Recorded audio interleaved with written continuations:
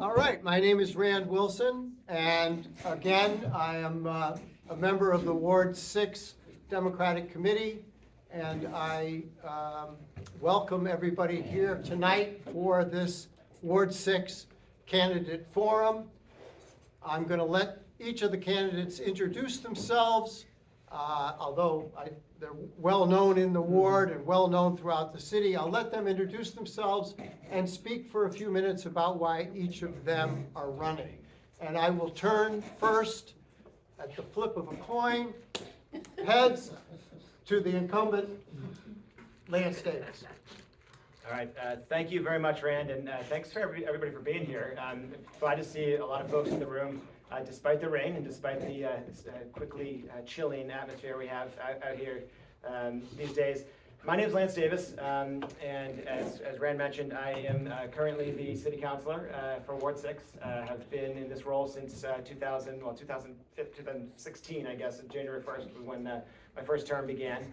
I'm running for re-election because there's just a whole ton of work that I still want to see through. My wife Amy and I, we moved to Somerville in 2001. Raised both our kids here. Both of them went through the Brown School, and I first got involved in sort of community advocacy through the schools through an organization called Progress Together for Somerville, which was organized to oppose a proposed charter school at the time, and I was one of the founding members of that organization. And when I actually volunteered back in 2005 on a campaign for a young progressive candidate for this very office, and was very happy to see her succeed at that time. And Rebecca Gewirtz, of course, served for 10 years. And when she told me that she wasn't running again, my colleagues on Progress Together told me that I didn't have a choice and that I had to run. So I, after talking with my wife and kids, decided that it was the right thing to do. Since that time, I've been fighting as much as I can to address the #1 issue in the city, which is housing affordability. No surprise to anyone, it's just incredibly hard to move here, to stay here, to raise a family here, to age gracefully here, and that is the biggest challenge we have. There are no shortage of other challenges we have as well, to be clear, from a 200-year-old sewer system to our small business community coming out of in the post-COVID environment, to a transit system that doesn't work and doesn't serve us effectively, and all of the different ways that impacts our community, including another big challenge, of course, the opioid crisis. We have lost so many folks, so many of our community members, our neighbors, to opioid use in the past several years, and that number keeps growing. There's only so much that a city council under this form of government can do. But I have made it my primary goal to leverage every piece of power that I have to find new ways to leverage the authority that we do have as a city council to try and impact the community, try and impact people's lives, and try and, like I said, find new and creative ways to do that. At the same time, recognizing that we have to keep investing in the physical space that we live in. So hopefully you folks have seen the new sidewalks in Davis Square. It took me a long time to get those in place, but we finally did. There's new crosswalks. Very soon the signaling system will be, do we have a sign? Yeah. Thank you. So I would love to have your vote to remain in this role. Thank you. Thank you, Lance. Jack? Thank you, Rand, and Lance, thank you. I want to thank everybody for being here this evening, and especially thank our host, the Community Baptist Church, for their generous donation of the space here tonight. They've been wonderful over the years to us here in the community, and I thank Pastor Lee and his wonderful people here. A little bit about me. I'm Jack Connolly, a lifetime Somervillian, born and raised here in Somerville. I have attended Somerville schools. I was fortunate enough to work my way through Boston College as an undergraduate, and went to graduate school there as well. I earned a degree in government, and I have a master's degree in education. I'm also a licensed insurance broker. I've owned and operated my own business here on College Ave for well over 20 years. And during that same time, I had the privilege of serving Ward 6 as then an alderman. Now they're called city councilors, obviously, for a little over 2 decades. And after those years, I also had the opportunity to see as a counselor at large for about 10 years. We got a lot done during those years working in the community, especially the Davis Square Task Force, and I see several people here who are familiar, and Lee Ospitz, a longtime member. We planned and opened the Red Line, redeveloped Davis Square along with the planning and opening of the Harvard Vanguard building in Holland Street. We all worked together to save the Somerville Theater. We planned and opened 212 Elm Street, now the Citizens Bank building. We also worked with the neighbors and the Chamber of Commerce to bring the independent business such as Red Bones, the Burren, the Diesel Cafe, Starbucks, not so much independent, but they came into the city as well, and many others. As a councilor at large, I work with my fellow city councilors, Mayor Curtatone, administration, to plan arduously and build the Assembly Square. And then all of us in city government worked very hard with then Congressman Capuano to bring and open the Orange Line T-stop in Assembly Square. And I was very pleased to have been involved in the planning stages of the Green Line extension, which just opened last December. I'm running again here in Ward 6 because I've done the job before, and I know working many others, I can do it again. Just take a look outside at Davis Square with over a dozen empty storefronts, most recent being the closing of Be Fresh last Thursday. Some of the stores, like the Rite Aid Pharmacy, the graffiti-covered gas station on Highland Avenue, the Robin Smoke Shop on Elm Street, have been vacant for over a year. It's also hard not to notice the many crumbling crosswalks, the loose bricks, the raised sidewalks, and the unmaintained tree wells in Davis Square. A lot of us, especially the Davis Square Task Force, turned the square around once before. Now it's time to do it again. I look forward to working with you and many others to make it all happen. Thank you. Thank you, Jack. Thank you, Lance. So here's the first question, and I'm going to have to read it from my dumb phone. The Office of Strategic Planning and Community Development has announced that it is recasting the Davis Square Neighborhood Plan more narrowly as a Davis Square commercial/business development plan. What considerations, if any, should be added to the final product to address the quality of life in the surrounding neighborhoods? And what will you do to promote small businesses and keep the businesses that we have in the square? So the first answer to that goes to, I don't have my notes in front of me, so I'm just going to toss it to Jack, because I tossed the first one to Lance. So Jack? I'm very pleased to take that on, Rand. I'm going to do exactly what we did before with Davis Square. Some of us recall there was a time when Davis Square was not what it is now. I'll certainly work to bring back the Davis Square Task Force so the community is going to have input on whatever the so-called neighborhood or commercial plan is going to be.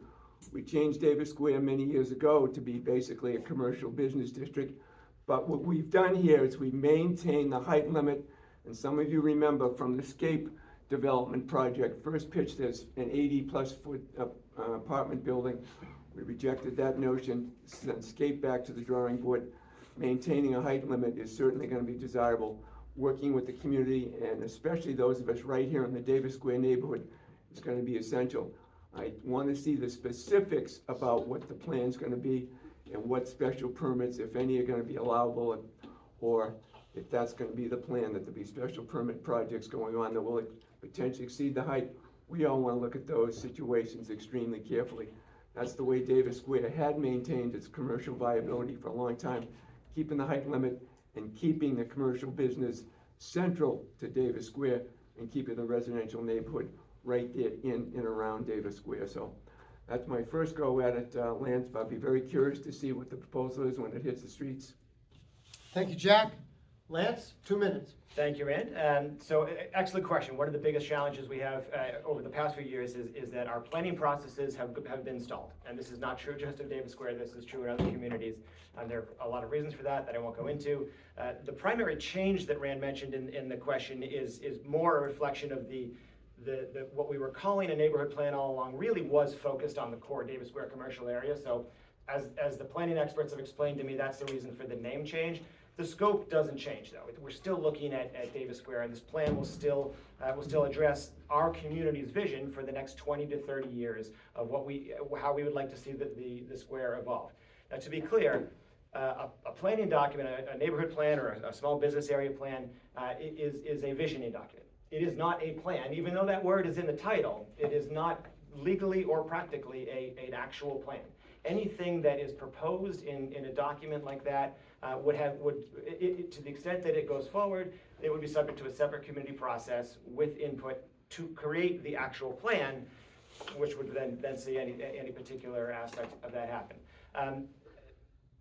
One of the biggest challenges, as I mentioned at the outset, that we face right now in the square is the changing economy. A lot of the buildings in Davis Square are one story. They're very old. They're past their useful life. The rents in those buildings have to take into effect maintenance and upkeep. We also have thousands less people coming to the square every day. A lot of people don't go to work anymore after COVID. The T is not working nearly the way it should be. We don't have people coming in and out of the square like we used to. My vision for the square and for this plan is to enhance the physical infrastructure. I already mentioned the sidewalks. I want to see in this new plan a full reimagining of the square, pedestrianizing Elm Street potentially, looking at traffic patterns, refocusing on the pedestrian experience, and development to have people in the square during the day to go shopping at our stores and not just depend on the people coming to and from the T like we used to be able to. We have to think differently now because it's a different world. Thank you, Lance. All right, so two pretty distinct different visions there. I think that was a pretty good start from our candidates. Question number 2 for 2 minutes each. The city-owned parking lot at Davis and Herbert Streets has been proposed as one of 2 possible sites for a supervised drug consumption clinic. This is a hot issue. Do you support the use? And if so, under what conditions? And while we're at it, what role do you see the police, the city council, in addressing, and the mayor, city government, I should say, addressing the open drug use that's currently taking place in Davis Square? It's not a secret. So I'm going to toss this first to you, Lance, for 2 minutes, and then to you, Jack. Sure. Well, this is certainly a topic that deserves a lot more than a 2-minute response. So let me say that at the outset. This is an incredible challenge. So first, to be clear, I absolutely unequivocally support a overdose prevention center in the city, hopefully more than one. I think the purpose of these facilities is to save people's lives. It's to keep people from dying. And these aren't just random people that are others. These are our neighbors. These are members of our community. And they're here now. So I absolutely understand the concerns that people have raised about the possibility of an overdose prevention center in this community in Davis Square. And I get that. It is absolutely, there are valid concerns, and we will absolutely have to work with the police and work with the community in making sure that we address all those concerns and roll this out in a way, looking at best practices, looking at other models from other cities. But to be clear, the administration and others took a trip to Philadelphia recently, where there is a center like this in operation already. It's organized a little differently, and somehow they got around the legal challenges that we seem still to be finding our way through. But they found, and as the mayor's chief of staff noted at the community meeting a few weeks ago, there is lots of data and evidence to show that safety around these sites actually increases. People feel much better about these sites and see them as a very, very valuable addition to the community. Now, I don't know if Davis Square is the right spot for this. I imagine it probably would be a great spot for a facility like this. It's no accident that the Ward 1 councilor, the Ward 6 councilor, and the Ward 2 councilors were the first 3 to speak up when the city council passed its recent resolution asking the mayor to declare homelessness a state of emergency. We have issues throughout the city and throughout the region. But if the experts and the folks at Fenway Health who are advising us think that Davis Square is a good spot for a facility like this, I would absolutely welcome it. Thank you. Maybe we'll have a chance to come back to this, because it certainly does deserve more than 2 minutes, but we'll keep it to that. Jack? Thank you very much, Rand. There, in no doubt in my mind, every individual that has a drug problem or an addiction certainly deserves help One of my former employees lost a son to drug addiction. It's no secret many of us have been affected in many ways, directly or indirectly. However, the Herbert Street parking lot in Davis Square is not the site for a safe consumption facility in Davis Square. The residential component of people who live next door, whether it's Herbert Street, either one of the two lots in Grove Street, are gonna present a huge issue for the abutters nearby. And so far, at this point, there hasn't been a community meeting to discuss that possibility here in the Davis Square area. This out-of-town council, this out-of-town consulting group, the Fenway Health Alliance, comes to Somerville, makes this decision that Davis Square area, East Somerville, sure, right near the transit stops, certainly makes some sense to them. But they didn't meet with us in the neighborhood. I live right here in Winslow Avenue. My office was here on College Ave for well over 20 years. Nobody contacted me about having such a discussion. That's what has to happen first. If you're gonna cite something like this, and certainly it makes sense, but there's only a handful of places around the entire United States because there's a big problem with the federal law. Federal law, USC 856, the anti-drug abuse statute, presents a big problem for states and other communities. So that issue has to be resolved. Why not think about something with getting Mass Generals together, the Cambridge Health Alliance, Tufts University, the Homeless Coalition, and talk about some sort of a regional approach to this kind of an issue. Mass General Brigham down at Assembly Square has a huge underground lot. They've got the security, the safety. There's a potential site, but they're gonna run into a problem with licensing. Do some of their doctors and nurses wanna risk their license? I don't think so. A lot more to be discussed. Very happy to be part of that discussion. Thank you, Jack. Okay, question number 3. Another hot button issue, what are your views on the current proposal for rent control, rent stabilization in Somerville? I think it needs a home rule petition to be implemented here, but there is definitely a proposal for rent control in the city of Somerville, should we get that.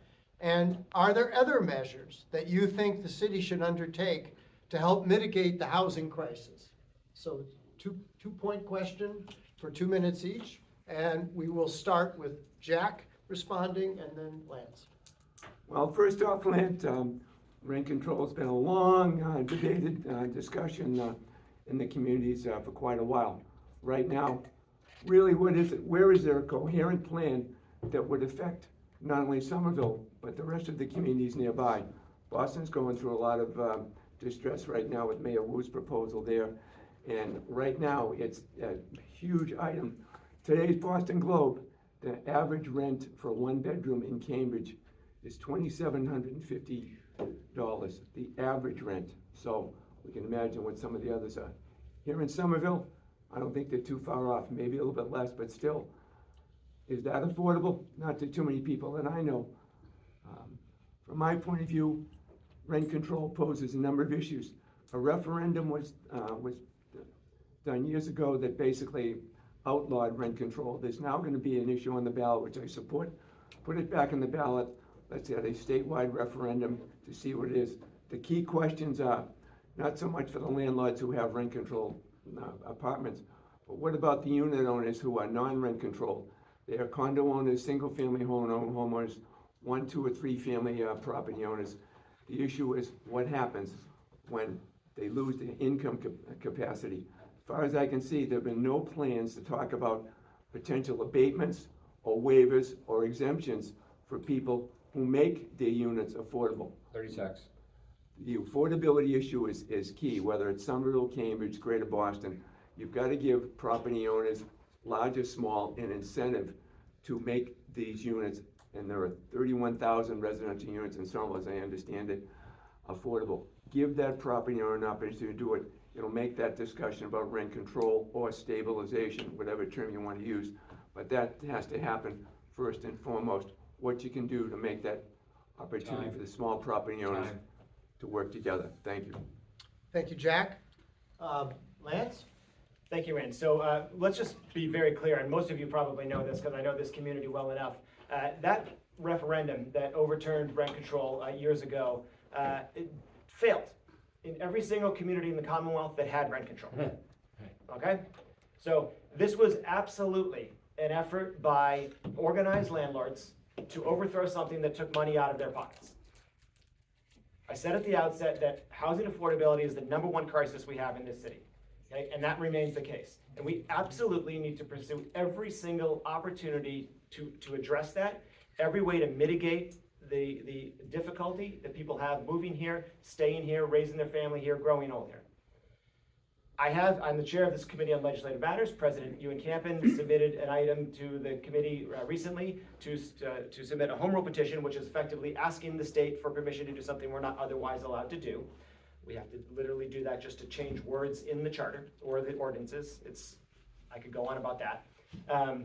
He and I are working together on when's the appropriate time to bring that up. He's working on some details, but I promise you that will be an absolute priority, and we will have a robust conversation about it in committee. And when the time comes, we will send that up to Beacon Hill. I don't expect it's going to succeed. In fact, I'm 100% confident it will not.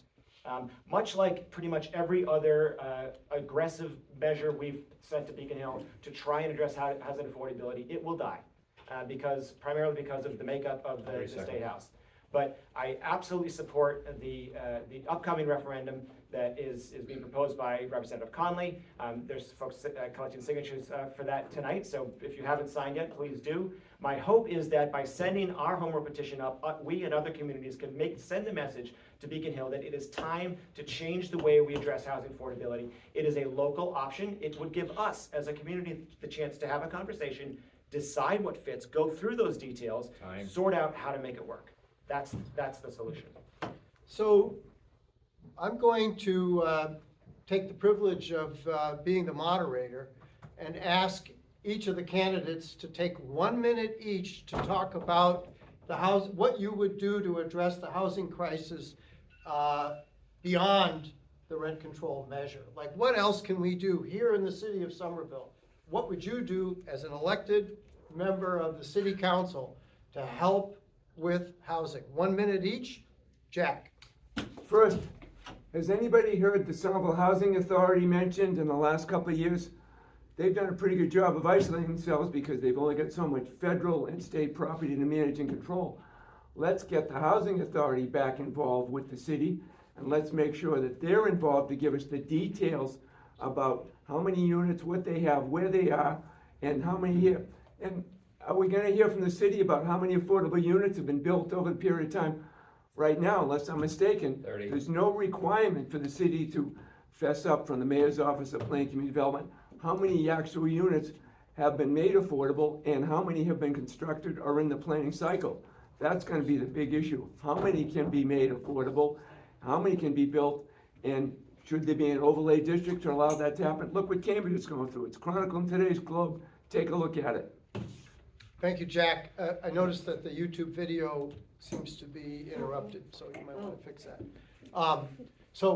Again, I'm sorry to just limit this to 1 minute, but we have a lot of other questions. But 1 minute about above and beyond. It's been interrupted right. because it's not gonna have enough battery. No. Do you need a battery? Sure. Yeah, if you, No, that's an iPhone, no. oh, iPhone won't work. Well, if you can, well, anyways. Sorry. Take a I minute, tried. Jack, Councilor Lance, and tell us what you would do if you're re-elected to help mitigate the housing crisis, different than rent control. So, thank you. So first, I'll note that Somerville Housing Authority, I took a vote against some of the compelling arguments that some of my friends made, and a split vote to advance a project down at Cobble Hill which will create many new affordable units and finally renovate the housing down there. As I said at the outset, we have limited options. I pushed forward the 20% inclusionary rate, the affordability linkage fee, and the affordable housing overlay. These are all zoning tools that we can use. Zoning is one of the strongest tools we have. I have on my desk, together with Councilor McLaughlin, I'm working on a new density for housing bonus that we could put into the zoning. That would encourage both market rate housing and more affordable housing, and leverage a density bonus that was obviated by the environmental stretch code, which we no longer need our own density bonus. And frankly, putting more city money into building housing, which we've started and we need to do more of. All right, thank you, candidates. One of the jobs of a ward-level counselor is constituent service. What's your approach to helping residents with neighborhood issues in our ward? How will you communicate with constituents and keep them up to date about your work? And specifically, your work in the council and within the ward. And I will tip this one first to Lance and then to Jack.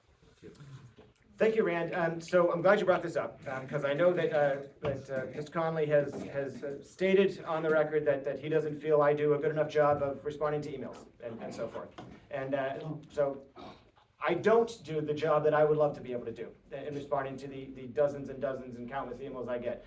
Let me say, I do respond to dozens and dozens of emails. I have helped many people out getting a stump of a sign removed, or helping grease the wheels at ISD. I try and focus on areas where it's an individual asking for help to get the city unstuck somewhere. That doesn't leave me with the bandwidth to get to each and every email. I've never ignored an email where constituents are asking for help on purpose. I might have missed some, and if so, I recognize that's not a strong point. But I'm improving, and now with no kids left in the house, I do hope to be able to contribute, put more time into just responding to those, because it's actually one of the most fun parts of the job. When I can help a constituent get a recycling bin replaced, which for some reason they can't seem to get the city to do. To be clear, we shouldn't be needed to do any of this. I mean, the 311 system should work. Right? That's what it was invented for, to take the influence of individual counselors and frankly, the chance for sort of corruption out of the system and to make it more automated. We're not there. It's still not working, and we still do need to step in and help. I wish I could do more of that. I wish I was better at that. It's not my strength, but it is absolutely something I'm committed to continuing to improve and doing as much as I can to reach as many people as I can. In the meantime, I'm trying to get 311 fixed. That's going to be the most impactful thing I can do, is so that you don't have to reach out to me or whomever else the case may be, that 311 will actually respond and fix the issue without just closing the tab and not providing any explanation. Thanks, Lance. Jack? Thank you, Lance and Rand. One of the things that a ward counselor now requires is to be able to communicate to your constituents. The phone calls, the emails, the text messages now are constant. I agree. But somehow, with a wife and 3 daughters and a full-time private sector business, during my 22 years as the Ward 6 alderman at the time, I was able to communicate. I was able to communicate with residents. I was able to communicate with city officials, department heads, and we had a wonderful mechanism called the Davis Square Task Force for resolving issues, not just in Davis Square, but pretty much ward-wide. People realized they could come to the meeting once a month where we could discuss these issues. Developers got to the point where City Hall would say, don't even bother coming to us for planning and zoning until you've been to the task force to decide what the building could be or what the business is, what it is. And then we would come back with input from the community to the planning zoning board, where it would be with recommendations and or conditions for it. So constituent service and answering the calls and messages from people being stopped in the street at the post office. That was something I enjoyed. Like Lynn said, it's one of the most satisfying things. Some people may call you once in their lifetime to get a catch basin fixed or to work with changing the direction of the street. Those are the issues that a ward councilor must respond to. I did a good job over the years at that. I think I'll be able to do that now. My daughters are all out of the house now as well. I've got a little more time during the day. As a semi-retired insurance executive, I'll look forward to doing that. That was a skill that I think was particularly mine, and I think I can only enhance it from this point on. Thank you. Thank you, Jack. So this will be my last question as moderator. After this question, I'm going to let the candidates ask each other a question, and then we're going to open it up to everybody here to ask your questions of the candidates through me, the moderator. So that's where we're going. So I just say that so that you'll be thinking about any question that you have. And it seems like we're pretty much sticking on the times, which is very good. I appreciate the candidates staying to the times, Credit Ron. particularly to Ron. So this is, again, a two-part question. It's pretty simple. What do you think is the biggest threat to Somerville, the whole city, right now? And what are your ideas to address that threat to our community? And what do you think is the biggest threat or challenge to Ward 6 right now?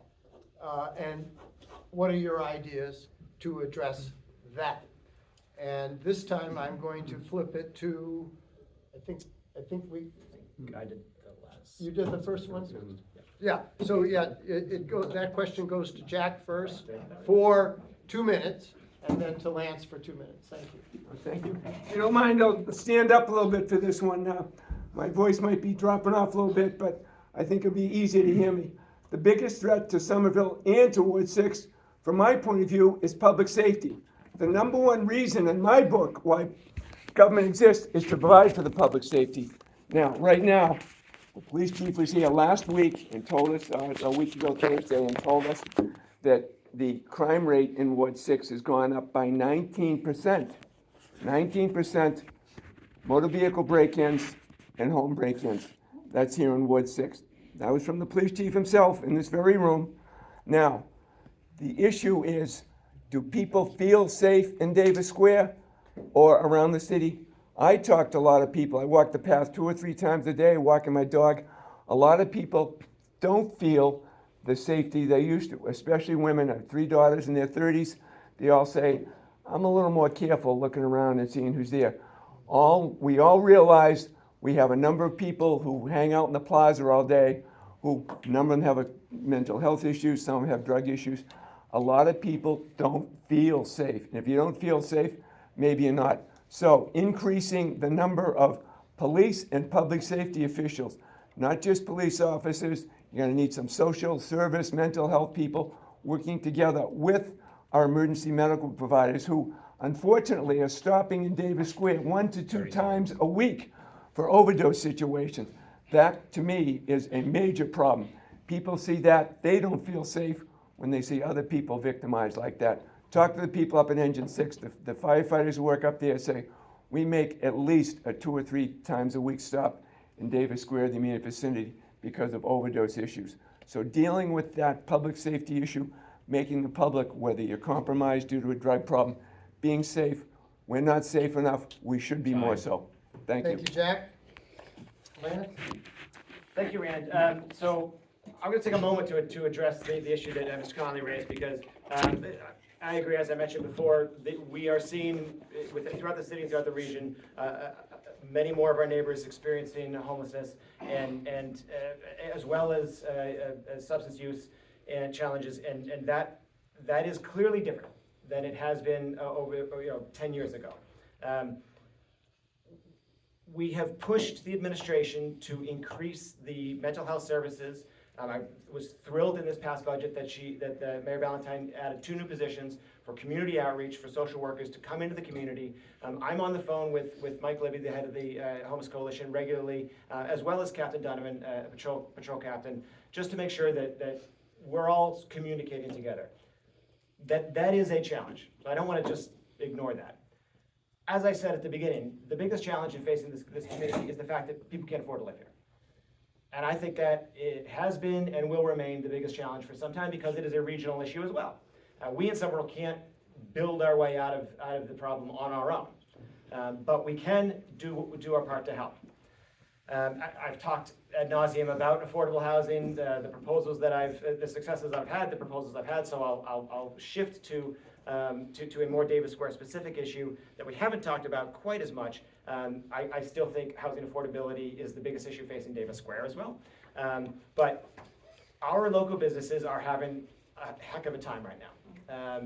I talked about the challenges with the change in the business landscape. We need to bring people into this community, and we need to make it a physical environment that people want to come visit, people want to come shop at, people want to go to lunch at. So we talked about the neighborhood plan, or the small area plan, two development projects that are on hold right now because of the economy. We need to see more investment in the square, both from the private sector and the public sector, to bring those customers back into our businesses. Thank you, Lance. So at this time, I'm going to allow the candidates to ask a question of each other. And they will have a 3-minute response to the question from one another. And so just going to pull my chair back.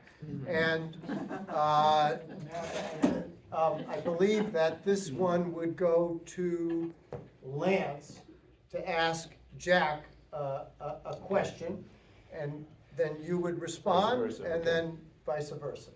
So Lance, do you have a question for candidate Connolly? So when Hala sent the email that we would have this opportunity, I thought of some things that I wanted to bring up and ask about, but I mentioned this to someone today, and they gave me another question that they thought I should ask, and so I was torn. But Jack, from the time I took office, and on day one, I was blessed to be handed the gavel for the Land Use Committee when we were undergoing one of the biggest changes, one of the biggest tasks that the City Council has undertaken in recent memory, which is the zoning overhaul. I prioritized an amendment to the zoning to increase the number of affordable units that had to be included in private developments from 12.5% to 20%. And I got a lot of pushback on that. I got pushback from the mayor. I got pushback from then Councilor Connolly, Alderman Connolly at the time. We tried to, during the actual zoning, Make sure you ask the question. I'm getting to the question. Question. During the Question zoning, and answer. during the zoning process, Councilor Connolly proposed an amendment that would have waived Federal Realty Investments Trust obligation to those 20% affordable housing. Since then, Mr. Connolly has spoken out against the real estate transfer fee and many other Lance, you have to ask the issues. question. I'm getting to the question. So my question, Jack, Give me a my limit question, for a Jack, question. is Ask that the question.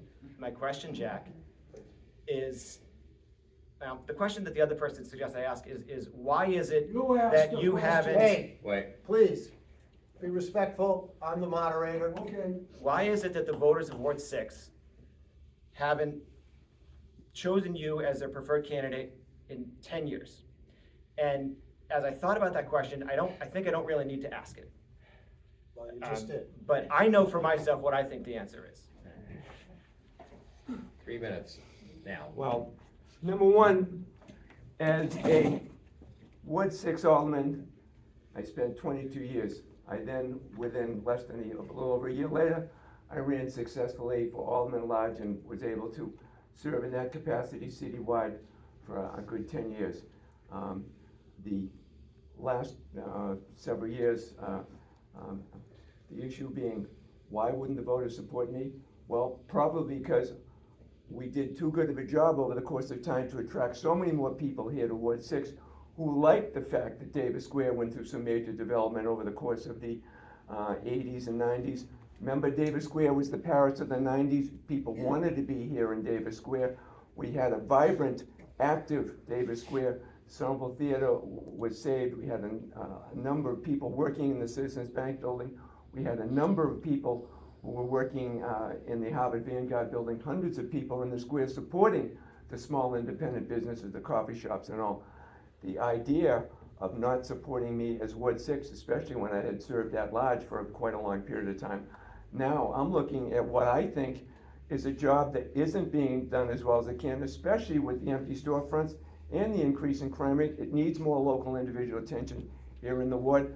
Having done that before and having been active citywide, being familiar with the processes, I think I have the skills and the ability to be able to do that despite what's happened over a period of time.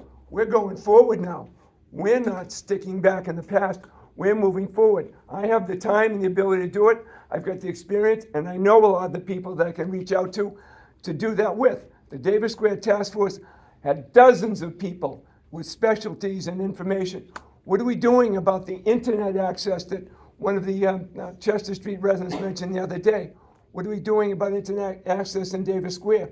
The Internet Task Force basically hasn't got much of an answer. Why don't we have internet here in Davis Square? A lot of business communities will have internet right in there. Wireless that's free for the store unit owners, for the customers to use. Some of the places here charge for it. Why isn't the city looking at doing that, working with the Davis Square business associations to make sure we have that? So those are questions that I see that I can address, not so much what didn't happen over the last 10 years, but what we're going to do moving forward to solve these affordability issues, to deal with the potential height of this neighborhood 30 business seconds. area. As far as I'm concerned, it's what we're going to be doing moving forward at this time, and who has the capacity and the willingness to do it, and who can you reach out to? Have we reached out to Tufts University yet to be involved with the community in a more specific way? I think there's a lot of resources there that go untapped. I think I know how to reach out to them. Thank you. Thank you, Jack. Now's your turn to formulate a question for Lance Davis. Please sit down. No, if you don't okay, mind. thank you. You have no problem. Just so that, I mean, I think it's fine that you stand up. Well, got a little vocal issue Yeah. that it's easier No, to I understand. understand. It's a little bit of disability, but that's okay. The key question is, what do we do about the empty storefronts here in Davis Square, especially the long-term Rite Aid building and the Gulf gas station that's now graffitied and lives on Highland Ave, and I think it's been closed for almost 2 years. What do we do to resolve those issues? Thank you, Jack. Lance? Thank you. I'll stand just to stretch my legs a little bit and try and stay in the camera. Great question, Jack. Thank you for that question. So those problems require solutions from a number of different areas. A few years ago, the City Council, with my leadership, passed a vacant storefront ordinance that requires property owners to register a vacancy and has a series of fines that come along. We haven't found a way to get the administration to enforce it, as is often a challenge, but it's something that we're working on. More from a practical standpoint, the Rite Aid site is an excellent example. There was a business in Greentown Labs that was planning on moving into that space to expand their business. They made non-animal based meat, as I understand it, and folks who knew them were very excited about it. I was excited about it. I helped work through some zoning challenges that I understand had been resolved. And as is often the case, that went a different direction. The economy, obviously, right now, particularly with the access to credit, interest rates, has put a number of projects on hold. I think the 2 projects in Davis Square on either side of Elm Street are permitted, ready to go. They just have to pull their permits. We heard a few weeks ago at the community meeting that those are in sort of a limbo status until they sort out because the financing that was based on numbers that don't exist anymore simply doesn't work now. So these are challenges that we have. One of the ways one of the things that we can do from a city standpoint is go out and find those businesses. So certainly having Greentown Labs here is an excellent opportunity to have an incubator. I'm in touch with Tom Galagani, who's the head of the Office of Strategic Planning and Community Development that Rand mentioned earlier, as well as our economic development people, to make sure that we are having as many conversations as possible, highlighting Davis Square as a fantastic location. We have some great businesses right here in Davis Square. Act Blue, by the way, who we all raise our money from, is right across the street. And that is their headquarters. Of course, they have operations in Washington, D.C. as well. But it's a great place to have a business. It's a great place to be a big national business. It's a great place to be a small business. But in order for that to work, particularly for the small businesses, we need people there. We need people in the streets. I mentioned that 10,000 people a day used to come through Davis Square in the morning and the evening on the way to the T. That's not happening anymore. We have vacant storefronts that were businesses that moved or decided to retire, or whatever the case may be, in advance of projects that now are stalled. That's a huge challenge. So I want to see those projects move forward. Both of those particular projects on Elm Street, we're going to pay into the planning process to make Elm Street able to be pedestrianized. That'll be a draw for people to come in, spend their time, spend their money in our stores. That's just another thing we can do to make it easy for people to get here and spend their money. Thank you, Lance. So at this time, I want to allow members of our ward, specifically ward members, to ask the candidates a question. Please ask a question, don't make a speech, and Sorry about that. and the question will go to both candidates and both answer the question. So it's not a question that's directed to one candidate or Time limit another. is? And the time limit would be, I think we'll just stick to the 2 minutes Okay. responses from each candidate. And so I will stand up, stretch my legs, and I would recognize our past ward chair. Oh, I'm sorry. Well, past city chair, to ask a question. Please, when you ask a question, state your name and where you live in the ward if that's relevant, and go ahead and ask the question. Okay, my name is Diane Masters, I live on Russell Street, and my question is, I spend Saturday mornings with Bea Gomez, who is the ward counselor for Ward 5, and every Saturday morning, she is out there, walking around the ward, taking pictures of things that need to be reported to the city to be fixed. So my question is, how much time and when are you out walking the ward? Okay, very good question. Let's let Counselor Davis answer that question first, and then you're not an incumbent, but you could answer the question as best you can. 2 minutes each. Thank you for the question, Diane. Yes, I see Councilor Gomez-McCud out walking her dog frequently. I've bumped into her a few times myself. So first of all, if any of you don't have the 311 app, even though I spoke maybe not as highly as I could have about 311 earlier, that is a great way for anyone to report issues. What I do when I'm walking around, when I'm walking into the square to get food, or I'm taking a stroll to stretch my legs, which I do on a regular basis, I use that app because especially now we are being told from the administration that's how they want us to communicate day-to-day things, particularly the DPW things. So I will use that app, see if it goes anywhere, and then follow up with a direct communication to whatever the department may be. I still do send pictures to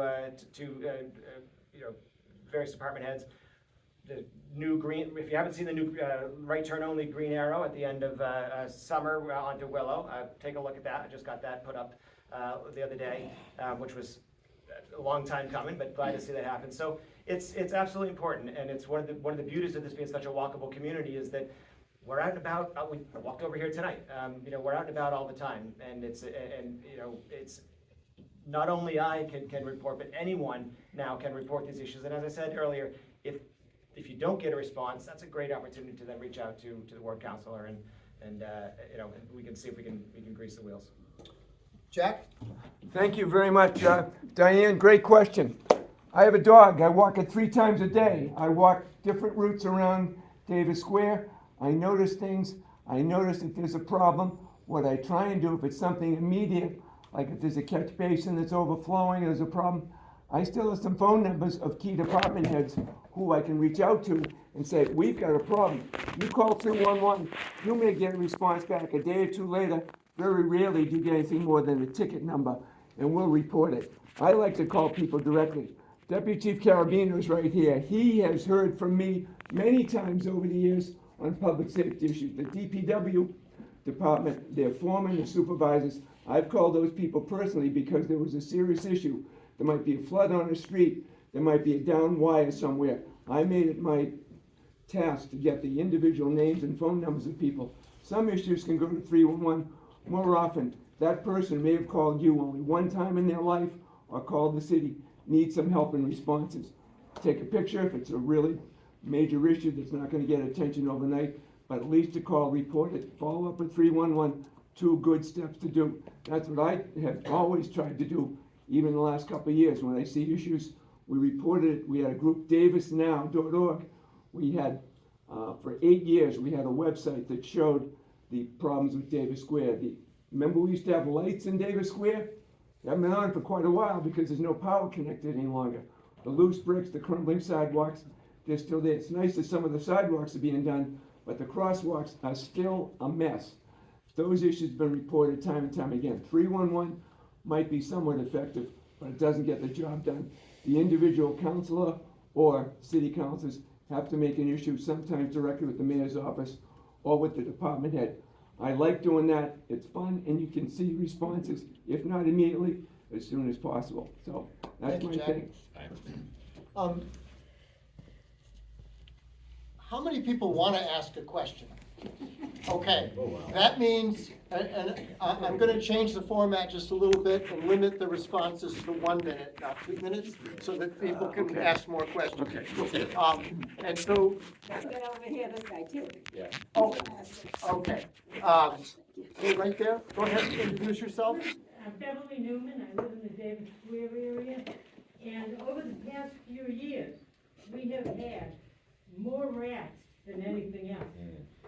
You walk through the street and you can see them. I'd like to know what each candidate will do to get rid of these rats. The other thing is, just a comment, I have called 311 and I get hammered because of where I live. So then I have to go look up the number for City Hall. Okay, so, question about rats, and the first response would be from Jack for 1 minute, and then from Lance. All right, we're talking about the four-legged ones right now, not the two-legged ones here, Steve. Right now, depending upon, Beverly, if you called me and said, I'm seeing rats on my street, what number, what location? Is there a project going on nearby? A contractor oftentimes has to do some digging. Is that an issue? Maybe you have to address that. The city has now evidently a rat czar. My next call would be directly to him or her to say, this is an issue. How do we control it? Do we just put a couple of bait boxes around Beverly's house? Or do we take the time to look and see if it's a basic problem in the entire neighborhood? That'd be the first and foremost thing. Exactly, that'd be it. Let's see what else is causing the issue. Is there trash issues? Not people not doing it right? That's an issue. We ask the city to come and make sure it happens, and I follow up. Thank you, Jack. Lance, 1 minute. All right, thank you. Talk to me afterwards, because I want to find out and see if we can get that fixed on why you're getting Cambridge 311. That shouldn't happen, obviously. Rats. One of the things that we saw as a community during COVID was that the rats decentralized, which was a challenge. I'm grateful to this administration for looking into new technology like these electronic rat boxes, which are catching dozens at a time, we're told. There's an inordinate number of those around Davis Square, which I'm happy about, even though my neighbors across the city and my colleagues aren't so happy that we have so many of them. We just pushed for and approved the budget for Mr. Ziegler, Colin Ziegler, the rat czar, to have an assistant who will be in ISD and inspecting specifically for issues, garbage, the types of things that attract and make rats' lives more friendly. So we need to just do more of that. We need to have more facilities, more assets available to folks within the city to address it. Thank you, Lance. Well, if I was running for ward committee, I'd say, fight rats with more cats. We looked into that, actually. We actually looked into that. Yep. Hala, a question for our candidates. I don't know if that's been an important question, but for me, it's been an annoying question for the last 22 years. Especially since the Haitian took over the church across the street, right at the end of Hall Ave. When Honk Fest was going on, it was really, really confusing and dangerous because there was a funeral. There was a funeral at the church, and I don't think the cops were very helpful. But on Sundays, when they do have service, especially at 1 o'clock when they're all leaving at the same time, and that just happens to be one of the times I go out a lot, I feel like it's not safe for pedestrians or me to drive because I can't see from either side of the road because they're parked real close to the curb on either side now. What can you, I've been trying to get a cop out there or somebody auxiliary even to help. Okay, a question, the first answer would go to Lance and then to Jack. Thank you. All right, thank you, Rand. Thank you, Hala. Yeah, this has been something Just that. 1 minute. 1 minute, thank you. Something that's come up since I've been in office, and I'm sure Jack will probably tell stories going way back. Those churches have been there for a very long time. One of the challenges is that our PCOs often aren't working on Sundays, parking control officers. So we've had police do special patrols in that area. One of the most effective ways is actually to reach out directly to the congregation, to the leaders of the congregations, and we do this regularly. 30 seconds. To just have them compel. I mean, that's, the most effective way is to compel the people's, goodwill and neighborly spirit, but it's an ongoing problem. We can address that with hard sight lining, paint, the concrete bump outs that we've seen that I pushed for pedestrian improvements along College. I think that'll help. There will still be a problem, won't address all the issues, but yeah, it's something that when we speak to the community, to the congregations, it helps for a little bit, and then it slowly comes back, and we just have to keep at it. Thank you, Lance. Jack? Thank you very much. Hala, that's an issue that's come up day in and day out. And since the parking has been removed off of College Avenue and Holland Street, we have another issues with the churches, but with some of the storefronts here. A dozen storefronts not occupied in Davis Square, maybe not being able to park might have a little bit to do with it. But right now, this Baptist church can't really have a funeral out front without major problems because you can't park here because of the bike lane. Nobody's consulted about the bike lanes here in the church or in the square when we put them through. We'll have that 30 discussion seconds. another time. From my point of view, working with the church leaders themselves, the pastor there at that particular church, because we have two churches with services on Sundays, a lot of parking because a number of their parishioners from outside the city, and parking is technically available on the street. Needs to maybe a detail made to be hired in order to make it a bit easier, or to educate a volunteer from both churches to make sure that parking doesn't impede people on Hall Ave. Thank you. Thank you, Jack. Let's get somebody on this side of the room, because I got there and I got over here, but now over here, my next door neighbor, Harriet. Introduce yourself and ask a question. Okay, my name is Harriet Van Vick. I live next door to Rand on Lester Terrace, have for 40 years. And my question to both of you is, what are ways we can make 311 more effective? Because having tried to use it myself for disability, issues of where, access wasn't there, or any other thing, trees, you name it. What happens is they give you some number, and then if you want to go back and check the annals, there are no annals to be found. So that's the dilemma that I have, and I think you have, and others may have run into. Also, I don't understand why if we want to use it so heavily, why don't we have more people on the phones? Because boy, let me tell you, waiting for 10 minutes, when if you remembered the extension of the person you wanted, you'd be done with it. Okay, that's it. Thank you, Harriet, and we'll let Jack respond first. Very happy to do it, Harriet. You probably hit the nail right in the head. You wait for 10 minutes. How many people are answering the phones? Is Eileen up on the first floor of City Hall? She's one of 2 or 3 people can do it. You get 4 or 5 calls. They can only happen so fast. Has the city considering outsourcing it to as a lot of business do, to handle the volume of calls and then report back electronically so the issue can go right to a department head if it's a priority? Those are the things, just thinking out loud right now, should be able to happen. 30 The seconds. police and fire department do it all the time. They've got somebody who prioritizes the call and dispatches somebody immediately if it's a serious issue. If it's a serious problem, when calling 311, someone should be able to do that and get a response, especially if it's a serious emergency like a flooding or power out, that type of thing. Thank you. Thank you, Jack. Lance? Thank you, Rand. Thank you, Harry, for that question. As you heard, I've mentioned 311 several times tonight. It is one of my frustration points that it doesn't work the way it should. Let me be absolutely clear. I do not think we should outsource any city functions, including 311 or anywhere else. We do it too much already, and one of the problems with city services is we have too many non-union outsourced jobs that used to be held by people in this community that were well-trained and well-paid and well-compensated and did their job the way it was supposed to be done. So let me be on the record there, okay? One of the problems with 311 is that we actually don't have the people in City Hall answering the calls after hours. It has already been outsourced. We need to change that. We need to bring those jobs back into the city. The people who answer the phones are not the problem.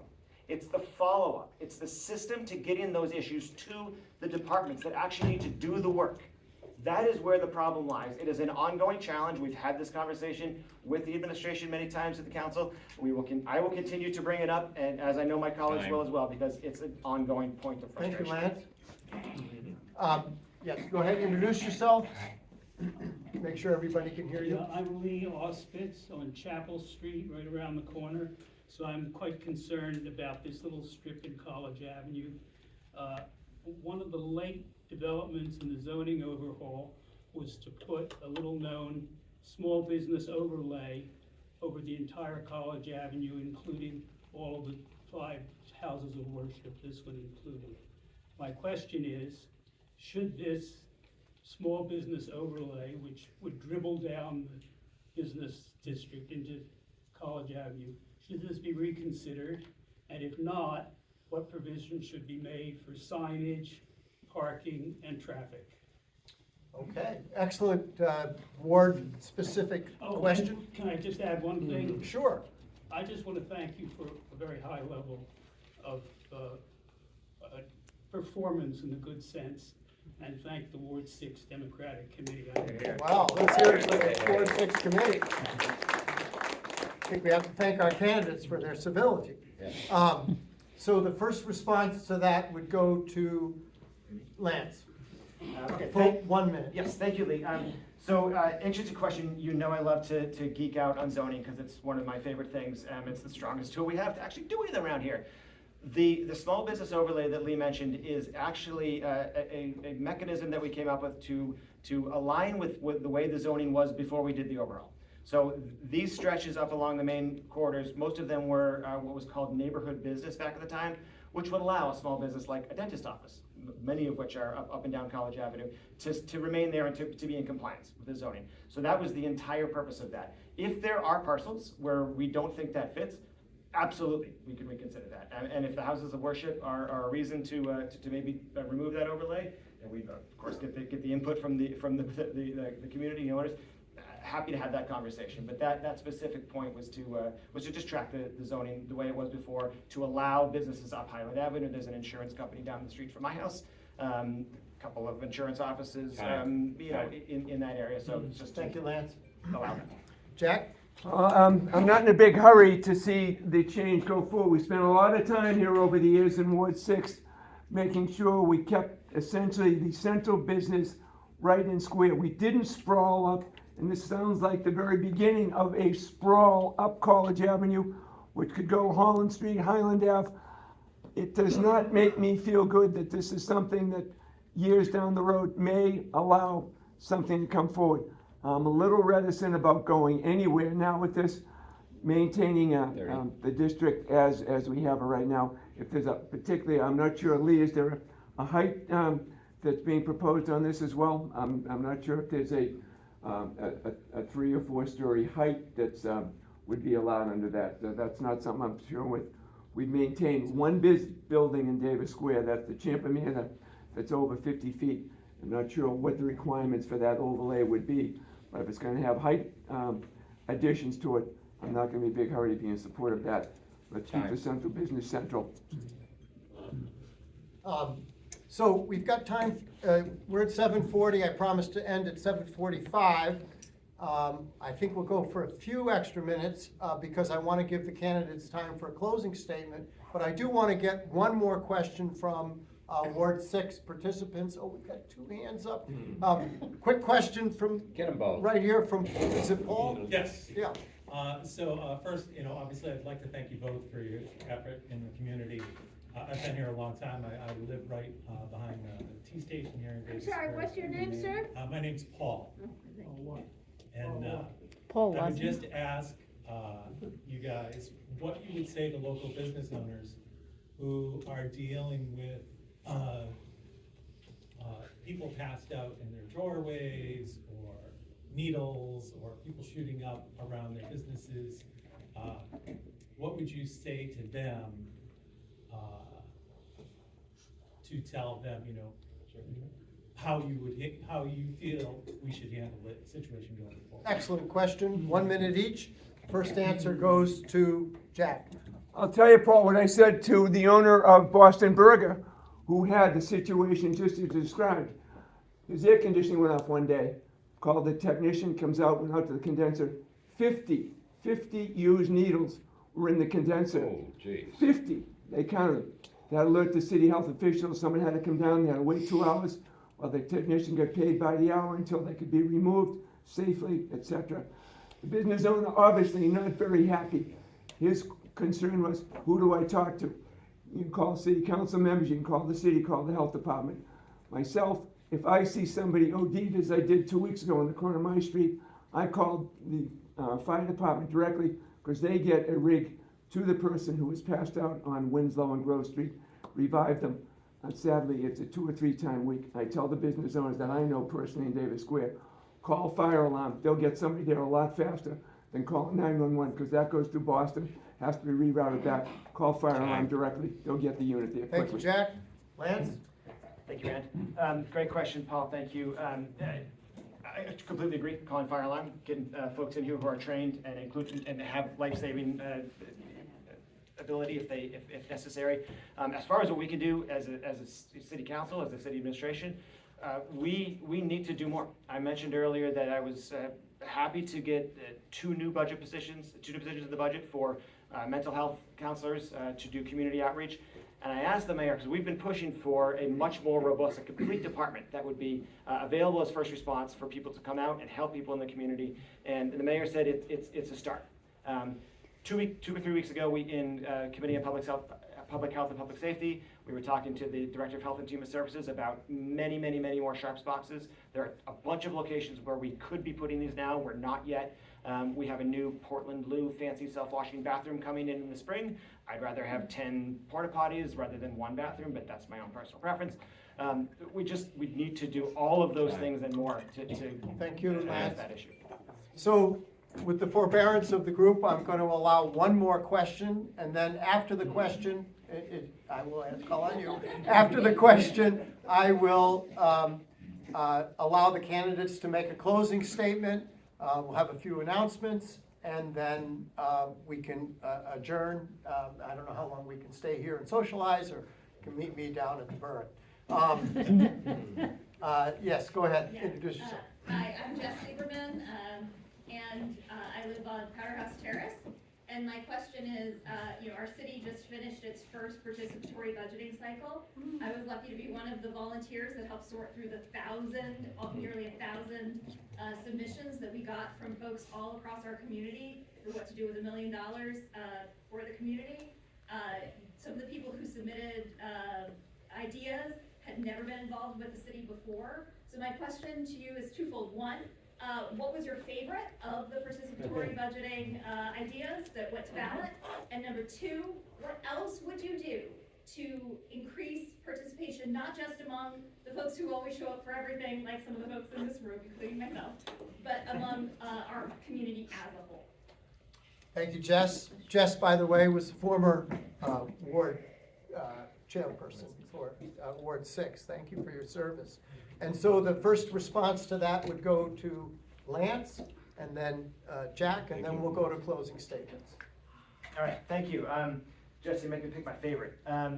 Let me talk about what I didn't like about the participatory budgeting options, which was that there are way too many things that we should just pay for. That shouldn't have been, oh, let's vote and figure out how to split this money up, and well, traffic safety, housing. Those things should be in the budget, not part of participatory budget. Participatory budget should be things like, hey, let's put a water fountain in the boathouse so that people can fill their water bottles without using the sink. Like the fantastic idea of a solar system sculpture along the bike path, right? So those are my favorites, those types of things, not the things that should be basic government services. And as far as the charter goes, as far as the participation goes, we have to make our government more accessible. So having meetings like this in person is great. We have them remote now as well. We need to go out in the community and do all of the things that we can to make government available to the people who aren't participating right now. That includes finding them where they are and giving them a role. Thank you, Lance. Jack? Thank you very much. Great question. The participation process, especially for a neighborhood, is vital. The opportunity to have a monthly meeting here in Ward 6 that could be enhanced by additional TV and internet access, so that we can not only have a live meeting in a room like this, but we could have virtual or remote participation for those lousy nights in the winter when a lot of folks can't get out of the house or don't have the means to do so. We can do so. One community meeting a year, as we did a week ago Thursday, it's not enough. Got to do this every month, as we did with the Davis Square Task Force. That's a particular thing I like about having participatory money available directed towards public meetings. We don't do enough of them. Thank you, Jack. So now I'm going to open it up for the candidates to make closing statements. I feel like we've heard some very different views from the candidates tonight, and I want to thank everybody for bringing out the differences between the two candidates. Elections really matter, and being well-informed as you go to vote is really critical to the democratic process. And we've heard very clearly some different views on issues that pertain to Ward 6. I'm not going to outline them now. I think we'll hear from the candidates about those differences, but it's important that we all appreciate the fact that they've been brought those views forward and that we will participate in the November election accordingly. So the first Time limit is? the time limit for the closing statement, I believe, is 3 minutes. Okay. And at the end of that, we'll have a brief announcement or two, and then we can mingle a little bit. I would ask that volunteers help put the chairs back, that we leave the room exactly as we found it for the church, which has been nice enough to host us tonight. So I am going to let Jack Connolly make the first closing statement, and then let Lance wrap it up. And for 3 minutes, our timekeeper, by the way, has done a phenomenal job. Thank you, and thanks everybody for being here tonight. The time has just flown right by, and I'd like to say that, as I said in the beginning, I've got some background and some experience that very few people in the city had. Very few people have served as a ward councilor and as an at-large councilor. And having spent my whole life here in the city and having been fortunate enough to get a decent education here locally in the greater Boston area, I'm a lucky guy. I'm lucky to have a wife and three daughters. I live just about 50 yards right from this very building right now. And what I'd like to do is to maintain this community spirit that we have in this room tonight. We don't do it enough. The old Ward6 Civic Association morphed into the Davis Square Task Force, and from the mid-70s through the 80s, we not only planned, but we helped work with the city and with the Urban Mass Transit Authority, the red line coming into Davis Square. A lot of us worked very hard to make sure it got sited, got built, and Davis Square continued to operate while that construction was going on. We've got a big problem right now with empty storefronts. We haven't reached out enough to the Chamber of Commerce. I'm active with the Chamber. We don't have a lot of interaction between the Planning Community Development Office and the Chamber of Commerce. I guarantee you, I'll make sure that's gonna happen, because they're gonna be involved. I'll get a lot of the information from Davis now about what isn't happening in the square and make sure that becomes a major priority here. A lot more needs to get fixed in Davis Square other than a couple of sidewalks.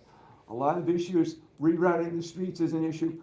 Traffic in Davis Square, people complain about all the time. Backs up to Powder House Rotary virtually every day. Who's looking at that issue? I want to make sure Brad Rawson comes from Mobility and Transportation and explains to the people of Ward 6 why the parking has been taken all the way up as far as it has in Holland and College Ave, and what we can do to resolve the problems that the church has and other people have. Is it a coincidence we have 12 empty storefronts yet all this parking is gone? What are people doing a Saturday morning when it's rainy or snowy and they can't find a parking space? Not everybody is 30 years old. There are a lot of people who go to McKinnon's who come from other communities. They can't park conveniently. That whole traffic and parking issue is going to need a lot of discussion. 7 out of 10 calls I got as a ward guy years ago were having to do with traffic and parking. I don't think it's going to be too much different. I'm looking forward to those conversations one more time. That's a vital issue for Davis Square, especially with the empty storefronts we have right now. We've got to get Tufts a little bit more involved in community activity. One community day a year, it's great, wonderful that they do it, but let's get them a little more involved here in the community. Picking up students here is wonderful. They don't tell people that that ride is free if you want to go to Teal Square, just jump on the bus. You can take the bus up to Teal Square or get it to come down to Davis Square. We're not integrating enough with Tufts. They can do more for the community. I can guarantee that we'll make that ask. There's a lot of other communities that should be involved. I'll be happy to do it. Thank you. Thank you, Jack. Lance? All right, thank you, Rand, and yeah, thank you for all of your work here tonight. Thank you, Hal, for putting this together, to the work committee, to Community Baptist Church. This space is very familiar to all of us because we use it so much, and I'm always very grateful that we have this resource available. Look, 8 years ago, I came into office and said that I was going to push to expand inclusionary housing in our zoning code. I was going to make government more transparent. I was going to bring back investment into the physical spaces around Davis Square. I did all of those things. I talked a bit about my opponent's position on some of the things that I'm most proud of, particularly the affordable housing efforts that we've been able to pass. Unfortunately, that can only do so much. You know, we need to do more. I mentioned I have a new proposal coming in to increase, to allow more density for additional housing, additional affordability. So that might be more unit counts. There's lots of different things in the zoning that restrict folks. As a chair of legislative matters, I've fought for civil liberties, civil rights. We passed the city's first surveillance technology ordinance. I am excited to continue to see that evolving as we get used to working with the administration on making sure that you all know exactly who's watching you, when and why, and how that data is collected. We passed a ban on tear gas and an ordinance regulating the use of chemical deterrents. I introduced and passed the city's first welcoming community ordinance, which to this day is still the most effective welcoming community ordinance in the Commonwealth. There are a lot of things we can do as a city council that impact people's daily lives. I've only just started on my list. I'm currently serving on a task force to create a civilian oversight, a process for civilian oversight of police. That is something that many communities do, including Cambridge or Boston. We need to do that here in Somerville. We need to have a better conversation between our police force. As you all know, that discussion has been really strained over the years. We can do better there, and I'm working to put in place a process to do that.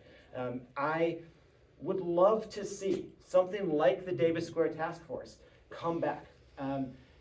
In Union Square, the community organizers created the Union Square Neighborhood Council.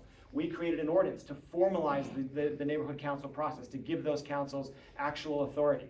We only saw one other applicant, Gilman Square.